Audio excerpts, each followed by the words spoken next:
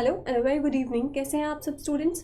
I hope you all are fine. तो आज हम अपने टॉपिक में पढ़ने वाले हैं कि सोर्सेज क्या है फाइनेंस की। अब इसके बारे में हमने दो सोर्सेज ऑलरेडी लर्न कर ली थी, दो सोर्सेज के बारे में हमने ऑलरेडी पढ़ा था कल।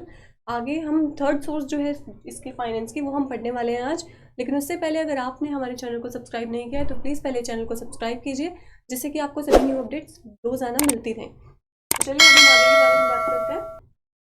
गाइस, हमने अपने पिछले वीडियो में पढ़ा था कि basis on the basis of period finance के क्या सोर्सेज हैं, on the basis of generation finance के क्या सोर्सेज हैं, और आज हम पढ़ने वाले हैं on the basis of ownership finance के क्या सोर्सेज हो सकते हैं। राइट।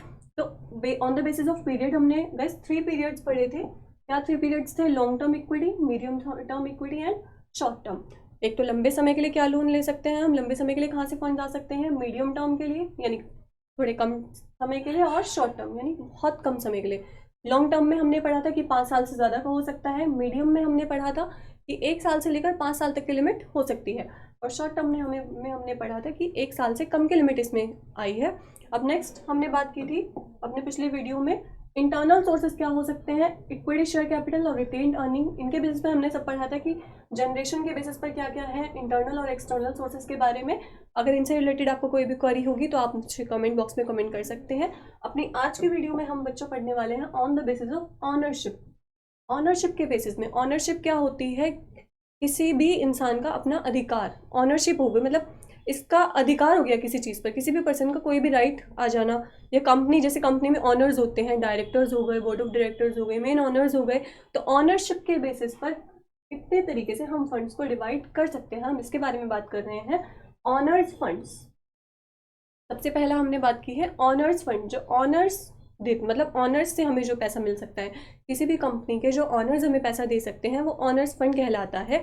सबसे पहले इक्विटी शेयर्स जो ऑनर्स होते हैं, हमने अपनी पिछली वीडियो में भी बताया था, पिछले लाइव जब हमारा चैनल चला था तब भी हमने बोला था कि इक्विटी शेयर्स वो शेयर्स होते हैं जो कंपनी अपने अंदर के लोगों को ही, मतलब कंपनी में जो काम करने वाले लोग हैं उनको ही इशू कर सकती है। सपोजिबली बोर्ड ऑफ डायरेक्टर्स हो गए, मैनेजर्स हो गए, इन सब लोगों को जो शेयर्स इशू किए जाते हैं वो इक्विटी शेयर्स होते हैं।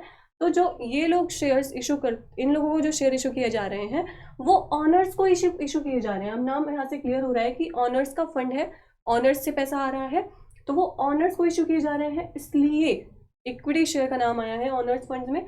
दूसरा नाम आया है रिटेन्ड अर्निंग। रिटेन्ड अर्निंग क्या होती है?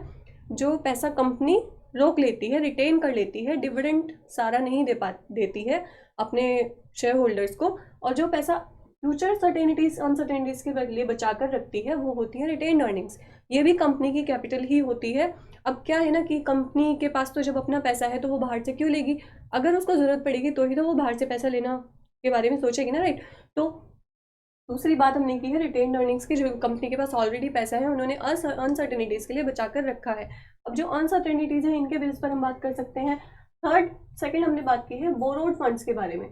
लेकिन इससे पहले मैं एक चीज आपको क्लियर कर देना चाहती हूँ। ऑनर्स का जो फंड होता है, ऑनर्स फंड्स के 3 फीचर्स होते हैं, यानी जो ऑनर्स से हमारे पास पैसा आता है उसके 3 फीचर्स हैं। सबसे पहला फीचर आता है on the sources of permanent capital.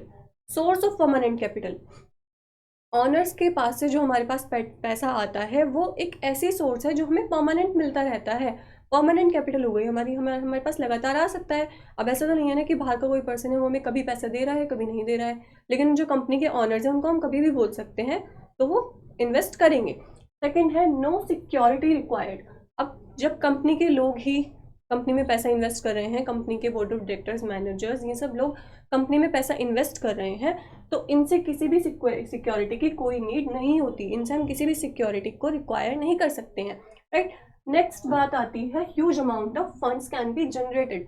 इनसे हम बहुत बड़ी अमाउंट फंड्स की जनरेट कर सकते हैं। यानी जो इक्विटी शेयर्स इशू किए जाते हैं वो एक बहुत बड़े लेवल पर किए जाते हैं, मतलब जिसमें हम बहुत सारा पैसा हमें हमें मिल सकता है अपने कंपनी के ऑनर्स से, डायरेक्टर्स से, right.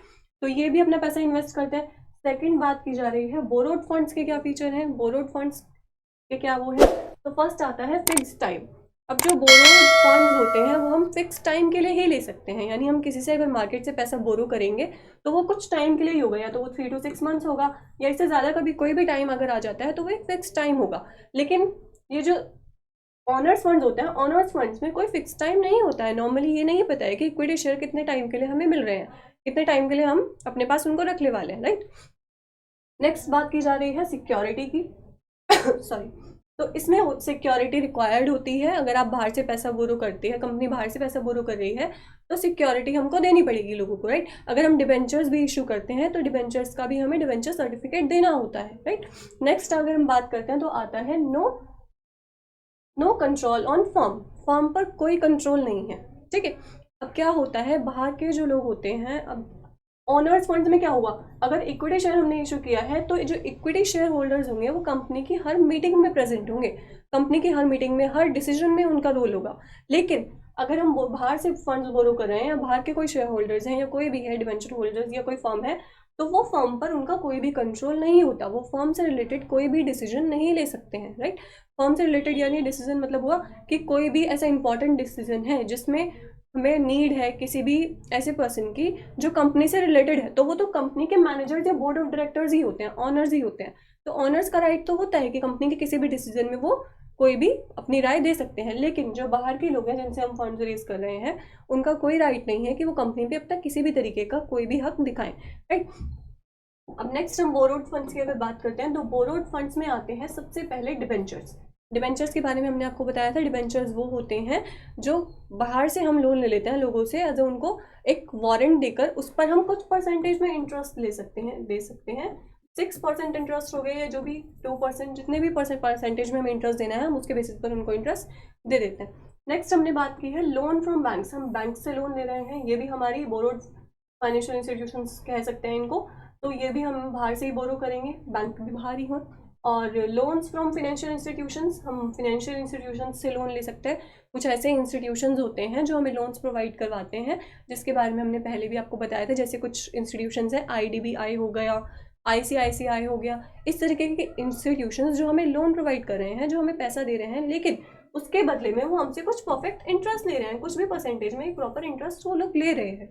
Next public deposits. Public हमारे पास डिपॉजिट कर देती है कंपनी में। पब्लिक क्या कहते हैं ना कि पब्लिक अपना पैसा इन्वेस्ट कर रही है, लेकिन वो उस पर एक प्रॉपर इंटरेस्ट लेगी, राइट। तो ये भी हमारी बाहर की सोर्स हुई जिससे हम फंड बोरो कर रहे हैं, लेकिन ये ऑनर्स नहीं है कंपनी के, तो हम इनसे बोरो कर रहे हैं, उधार ले रहे हैं। लीज फाइनेंसिंग में भी हम लीज कर देते हैं। कोई भी कंपनी की एसेट है जो हमारे इस टाइम वर्कआउट में नहीं है, तो हम उसको लीज कर रहे हैं, उसको गिरवी रख रहे हैं, और उसके बदले हमें फंड्स मिल रहे हैं, उसके बदले में हमें फाइनेंस प्रॉपर वे में मिल रहा है, और उतना फाइनेंस मिल रहा है जितना हमें नीडेड है, राइट। तो हमने इस वीडियो में बच्चों बात की है कि ऑनर्स के फंड्स क्या है और बोरोड फंड्स क्या है, राइट।